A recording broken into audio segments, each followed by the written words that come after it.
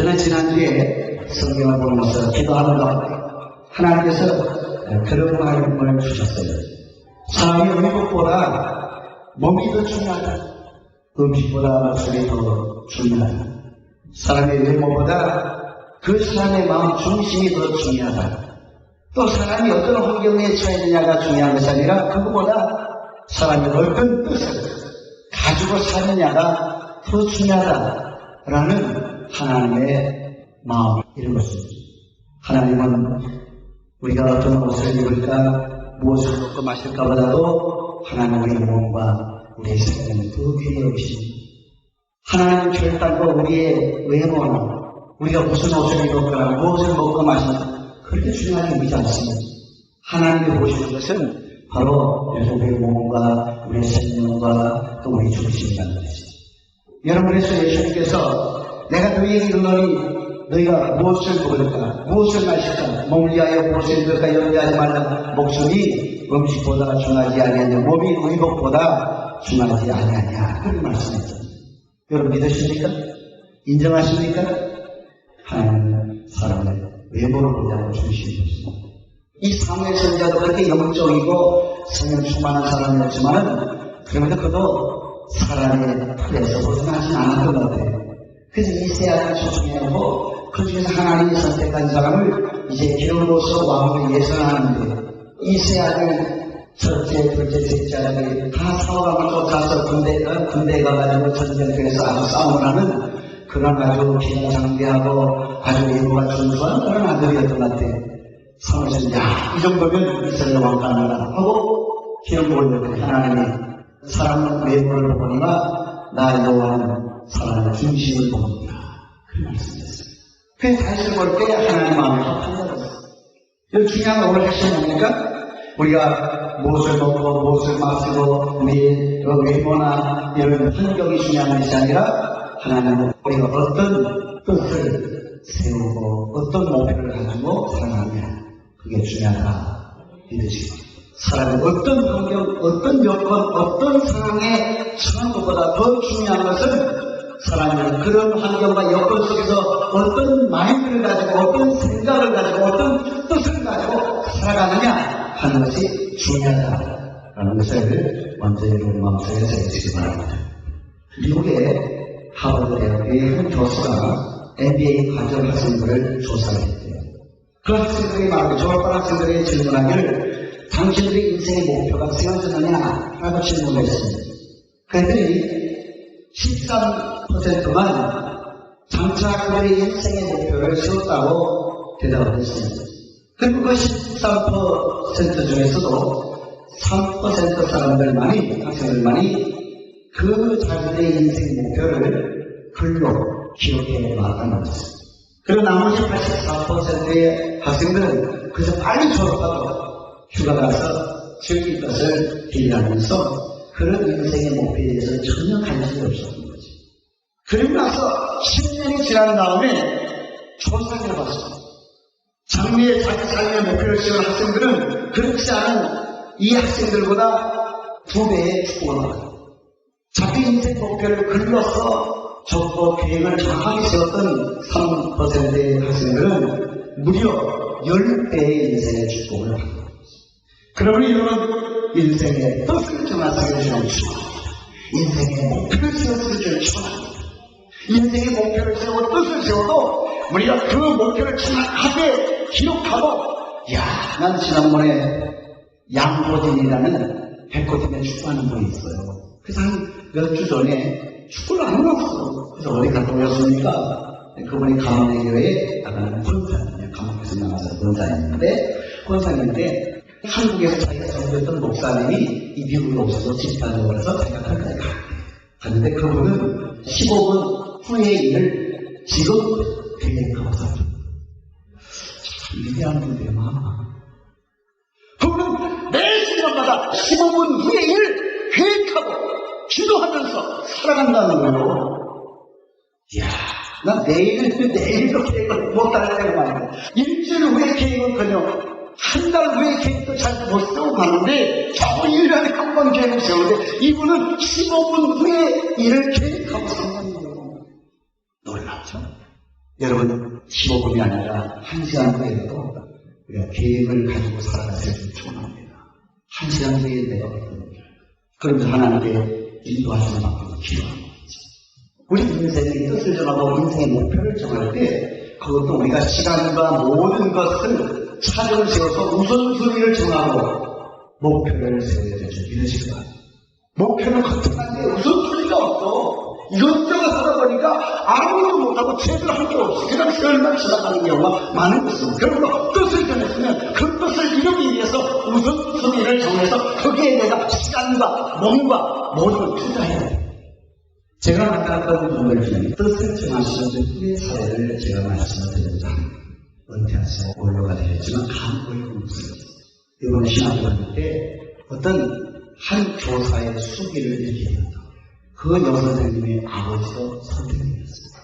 그 남해에 일단 섬에 조그마한 아이들을 몇 명 안 되는 아이들을 같이 해서 낙도에 가서 교사를 했던 아버지였어요. 근데 그 아버지가 그만 냉장이 터지는 바람에 그 낙도에서 갑자기 육지로 올 수 없어요. 그만 냉장이 터져서 지옥으로부터 약 40년 전의 일이니까 섬에는 병원 없어요. 그때만 그 헬기를 타고 오면 그만 지금이야 잘했지. 섬에 가서 교사일을 하다가 냉장이 터져서 돌아가신 아버지를 끌어안고 얼마나 오해하며 슬프겠어요. 처음에는 상처를 받지만 나중에는 자기 아버지의 귀하고귀한 숭고한 뜻을 알게 됐어요. 우리 아버지는 이 낙도에 날리는 그 어린 sinh 명들을 간직해서 그 열악한 환경으로 달려가가지고 아이들을 가르치는 위대한 스승입니다. 나도 우리 아버지를 본받아서 나도 선생이 되어서 낙도에 가서 아이들을 가르쳐야겠다 라는 내용의 수기를 이 강한 목사님이 신학교 다닐 때 얘기했어요. 그때 이 목사님은 신학교로서 세상 교사 낙도에 가서 아이를 가르치기 위해서 목숨을 바쳐서 하는데 영문을 부여하는 이 하나님의 복음의 주의종이 어떻게 하나님 저도 신학교를 졸업하면 낙도에 가서 복음을 전하는 낙도 선교사가 되겠습니다. 이 목사님 그런 마음을 갖고 신학교만 졸업하면 이제 낙도를 가요. 그 얘기를 들은 선대 목사님이 가는군. 자네는 이제 낙도를 가서 선교를 한다는데 그 뜻은 귀하지만 우리나라의 낙도가 몇 개나 있는지 알아? 그래서 모르지요. 자네가 낙도에 가면 몇 개 교회나 섬길 수 있나? 저희가 그 중에 한 섬에 가서 한 마을에 교회를 세우고 선교하면 되지요. 한국에는 유인교라는 섬이 수백개. 그 뜨거운 열정을 가지고 그러지 말고 서울에다가 개척을 해서 당신의 교회는 낙도를 선교하는 교회로 뜻을 정하고 목회해요. 당신이 아무리 뜨거운 열정을 가지고 낙도를 한다고 불과 한두 개 섬에 불과 몇 개 교회에 섬길 수 없다. 그러니 그 뜻을 가지고 서울에다 개척을 해서 교회가 부흥되는 가운데 낙도에 선교사 파송하면 당신이 가서 한두 손 몇 개 섬기고 못하는 것을 수십 개 섬, 수백 개에 세우지 않겠느냐. 그래가지고 이 목사님이 성대 목사님의 충고를 듣고 공연을 가지고 그곳에서 청년을 중심으로 목회를 하는 가운데 낙도 선교사 파송입니다. 지금은 약 50여 개 낙도 선교사 파송에서 진행을 합니다. 여러분, 이 강원 목사님의 한 사람이 먼 섬에 가서 복음을 전하라는 주님의 오심을 듣고 낙도 선교사가 되겠다고 꿈을 가지고 낙도 선교사를 파송하는 교회를 세웠을 때 이 한 분에 의해서 수십 개의 교회를 세워놓는다는 사역을 믿으시고 그분의 목회 성경 35년 사역은 오직 낙도 선교에서 헌신한 목사님으로 그의 일생을 마감하고 있는 것입니다. 두 번째로 제가 신뢰사에 만난 목진원 목사님, 그분은 항상 그렇게 얘기하면 어디 놀러 갑시다, 어디 가려면 나는 지금도 기도학교 학생인데 내가 어디 가지? 뜻을 듣고. 그러면서 그분은 그 사는 기도 전체에다가 나라와 민족을 위해서 기도할 수 있는 기도 용사들을 쓰는 거죠. 거기에 많은 목회자 성도들이 거기에 와가지고 나라와 민족을 위해서 그 사랑을 완전히 였다고 기도. 그들에게 밥 생기는 다 무료로 제공해주고 나와 민족을 위해서 기도할 수 있는 용사를 길러냅니다.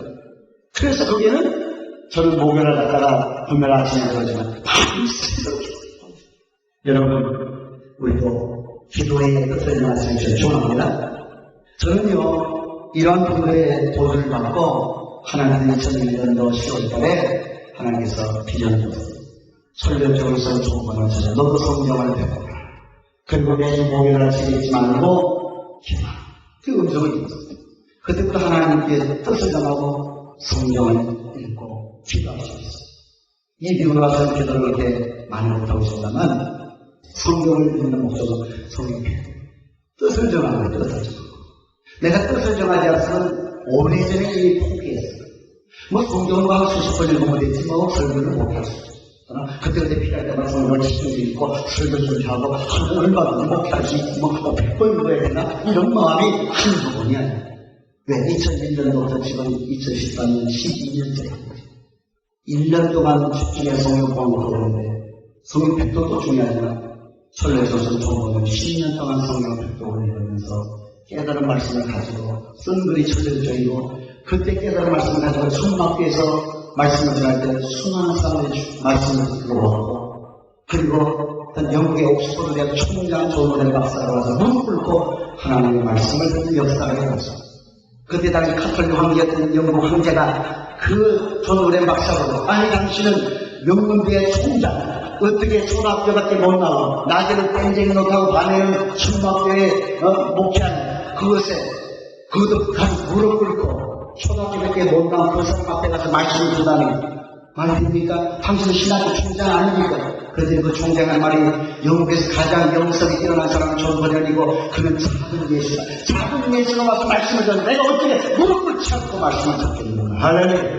야, 나는 그거를 읽고 그때 하나님의 성경 백독에 대한 뜻을 담았습니다. 종본의 하나님, 나의 하나님, 종본의 성경 백독을 했더니 나도 성경 백독하고 그 하나님은 종본을 위대한 것이 종본을 위해 성경 백독할 때 그게 지혜와 총명과 명철을 줘서 말씀을 전하게 하는 하나님이 위대하기 때문에 그 하나님은 나도 성경을 하나님이기 때문에 나에게도 그런 은혜를 줄 줄로 믿습니다. 백독입니다.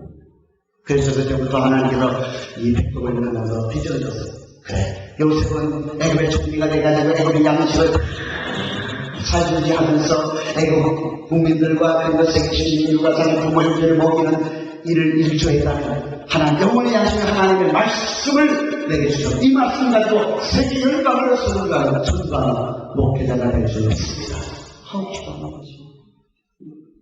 그렇게 될 수 있겠다. 아모스에 보니까 양식이 없어 주인이 아니고 말씀이 없어 가난해야 하나님의 말씀을 듣지 못한 영적 기갈시대가 온다고 합니다. 영적 기갈시대가 와. 지금 와서 홍수 때 말씀의 홍수처럼 쏟아지는 시대가 지금 먹을 물이 없는 시대가 지금 마음고 있는 시대가 지금 시대예요. 할렐루야. 그런데 우리는 더 기도하면서 무릎 꿇고 하나님을 세뇌하면서 하나님이 깨닫게 해주는 그 말씀에 목말라하고 말씀을 묵상을 읽을 때 언제나 거기서 생명도 생명이 덮어서 추가해서 믿으시기 바랍니다. 그런데 여러분은 어떤 뜻을 정하고 사세요? 여러분 다니엘은 어떤 환경에서 뜻을 정했다고 그랬어요? 첫째는요, 다니엘은 원래 그는 하나님의 말씀을 배운 유대인으로 성장했습니다. 그는 유대인 성민이었어요. 아주 기적자였어요. 그리고서부터 그들은 하나님 앞에 할례를 행하고 하나님께 헌신하고 하나님의 말씀 율법을 철저히 배워서 성장한 사람이 다니엘이었습니다. 그런데 그는 다니엘에게 이스라엘의 멸망을 보게 됐습니다. 그리고 그 이스라엘의 멸망은 곧 다니엘의 큰 충격이었고 실제로 그가 나라와 함께 멸망한 가운데 바벨론의 포로로 끌려가는 비극이 됐습니다. 하나님의 백성, 하나님의 사람이 하나님의 말씀으로 길들이고 성장되었으니 다니엘 나라가 멸망하고 예루살렘 성전을 펼쳐버리고 바벨론 누부갓네살 왕에 의해서 포로로 끌려가게 됩니다. 그런 다니엘이 바벨론 나라에 포로로 끌려가게 되었을 때 그 바벨론 왕이 그 포로 끌려온 사람들 중에 타민족 이방 민족 중에 그들 중에서도 아주 경비하고 장차 바벨론 나라를 위해서 귀하게 쓰임받을 인재들을 키워내는 그런 학교에 다니엘이 입학하게 되었습니다. 하나님의 말씀, 율법 대신에 갈대아 학문을 배우게 되었습니다. 또 심지어는 히브리어를 사용을 못하고 갈대아 방언을 사용하게 되었어요. 그리고 이 다니엘이라는 이 사람의 이름을 다니엘 대신에 벨드사살이라는 이름을 사용하게 했어요. 다니엘 당한 환난은 나를 하나님의 말씀 성경을 읽고 그의 언어를 잃어버리고 그 이름마저 잃어버리는 이런 환경에 다니엘을 처하게 되었다고 했습니다. 이런 환경 속에서 다니엘은 뜻을 정하게 되었다. 역설적인 즉 다니엘은 성전이 있는 예루살렘에서 하나님 앞에 뜻을 정한 것이 아니라 우상 숭배하는 바벨론 황궁에서 하나님의 백성들이 사는 땅 이스라엘이 아닌 이방인들이 사는 불신의 땅에서 하나님의 뜻을 정하여 살아가는 거지. 아니 이 대목이 가장 감동을 받았어요. 우리가 얼마 전에 교회에서 뜻을 정할 수 있어요. 하나님 내가 앞으로 이렇게 하겠습니다. 결단할 수 있어요. 많은 믿음의 사람들 앞에 고백할 수 있어요. 내가 앞으로 나는 이렇게 살기로 결정했습니다. 고백할 수 있어요. 그러나 사회 속에서 가서 그들의 하나님 앞에 정한 뜻을 실천했습니다. 세상과 타협하고 불신앙의 사람들과 타협하고 점점점 신비하게 살아가는 모습입니다. 다니엘의 예루살렘 종전이 아니라 이방의 불신의 땅에서 그 우상숭배가 많은 그 황궁에서 하나님의 뜻을 정하여 하나님 뜻대로 살고 몸부림쳤다는 사실을 믿지만 그가 뜻을 정하고 하나님 뜻대로 삶을 지키는 것은 그가 목숨을 내어 놓아야 하는 환경에로 처할 수 있다는 것입니다. 그럼에도 불구하고 그는 자기 목숨을 내어 놓아야 하는 환경에 처한다 정도 그가 뜻을 정하여 하나님 뜻대로 살기로 작정했다는 거죠. 할렐루야. 이게 중요합니다. 그럼 다니엘이 어떤 뜻을 정해서 두 가지. 하나는 따라서 하나님의 말씀대로 살겠습니다. 다니엘의 뜻을 정하여 왕의 진리와 그의 마시는 포도주로 자기를 더럽히지 아니하니라 자기를 더럽히지 않게 하기 위하여 환관장이 보았노 하나님이 다니엘로 환관장의 은혜와 공연을 얻게 하십니다.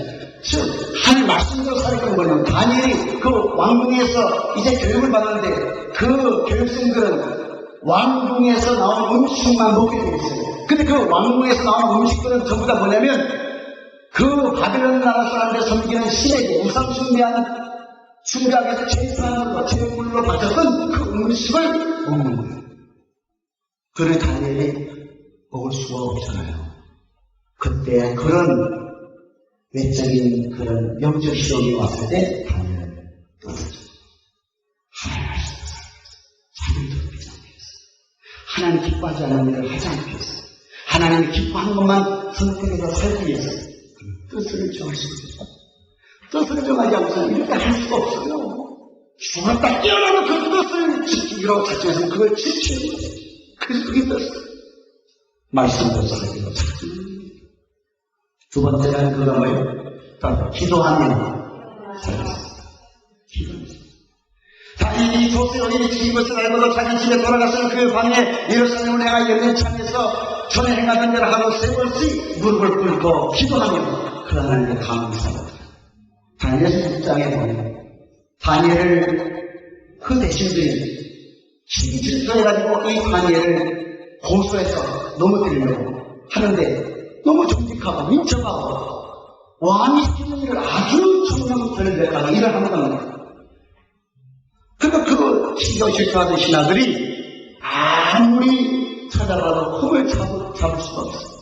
그래서 나중에 다니엘의 신앙을 통해서 그를 넘어뜨려야겠다.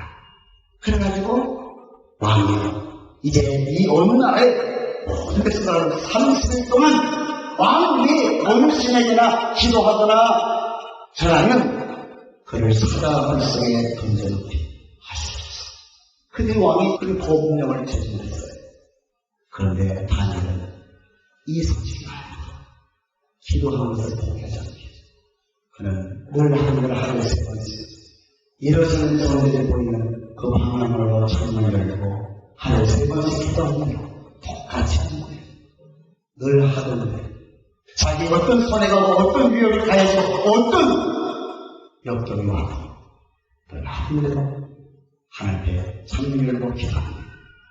그것도 어떻게 감사하는 기도입니다. 할렐루야. 기도하는 사람에게 시험한 것은 감사하는 것. 믿음의 사람에게 고난이 오고 신앙의 영적 신을 얻고 오히려 감사하십시오. 기도하며 결정한 사람, 하나님 말씀으로 생기로 결정한 사람에게는 감사의 뿅. 그래서 여러분, 말씀과 기도에서는 절대 무너지지 않는 처음부터 가까운 사실을 믿으시기 바랍니다. 여호와 니시가 뭐예요? 여호와 나의 깃발, 하나님 나의 승리자. 누구에게 하나님을 승리케 하십니까? 기도와 말씀 속에 하나님 여호와의 니시의 축복을 준다는 자세를 믿으시기 바랍니다. 아말렉과 이스라엘 전쟁할 때 모세 아론과 데리고 산속에 올라가서 기도하고 여호와에게 하나님의 말씀을 지키셨습니다. 너들 백성들을 이끌고 아말렉과 싸우라. 하나님 나온다시다. 하나님의 말씀을 붙들고 여호수아는 군대를 끌고 아말렉과 전쟁을 즉 모세는 기도했죠. 여호수아가 하나님의 말씀대로 순종하여 나갔습니다. 그들이 말씀과 기도가 어울렸어. 싸울 때 하나님 역사에 여호와 니시 역사에 줄 믿으시기 바랍니다. 결론적으로 말씀드리면 하나님께 합당한 뜻을 정할 때 하나님은 복을 주십니다. 다니엘서에 나오는 다니엘 어떤 뜻을 정할 때 하나님 어떤 축복을 주느냐. 첫째는 은혜와 풍요를 받았어요. 환난 자에게 은혜를 받았어요. 만나는 사람에게 은혜를 입습니다. 하나님의 은혜가 위대한 줄 믿으시기 바랍니다. 여러분 은혜 받으시기 바랍니다. 두 번째로 뜻을 정하여 살아갈 때 하나님은 다니엘에게 하늘의 비밀을 깨닫게 해줬어요. 그래서 예레미야 33장 2절 3절에 이를 행하는 여호와 것을 지어서 자신 여호와 가라사대 너는 내게 부르짖으라. 내가 네게 응답하이고 네가 알지 못한 크고 비밀한 일을 보여줍니다. 아멘. 하나님의 뜻대로 말씀과 기도의 삶을 살겠다고 결단할 때 하나님은 그 다니엘에게 하늘의 비밀을 보여주었어요. 하늘의 진리를 보여주었어요. 세 번째로 그는 가야디아 박사 시들더라 지혜와 종이 10배나 되었더라. 마지막으로 뭐예요? 그가 고레스왕 바벨론 무건살 왕국을 물러내고 고레스 왕국 그가 어느 시대를 만나고 어떤 왕정 시대가 와도 그는 그 시대마다 형통하였더라. 여러분 형통한 삶을 살게 해주는 축복입니다. 하나님 뜻을 정하시오. 뜻을 정하세요. 하나님께 내가 어떤 뜻을 정하세요. 각자 하나님 앞에 어떤 뜻을 정하고 신앙생활하고 인생의 삶을 살아가시면 주님과 축복합니다.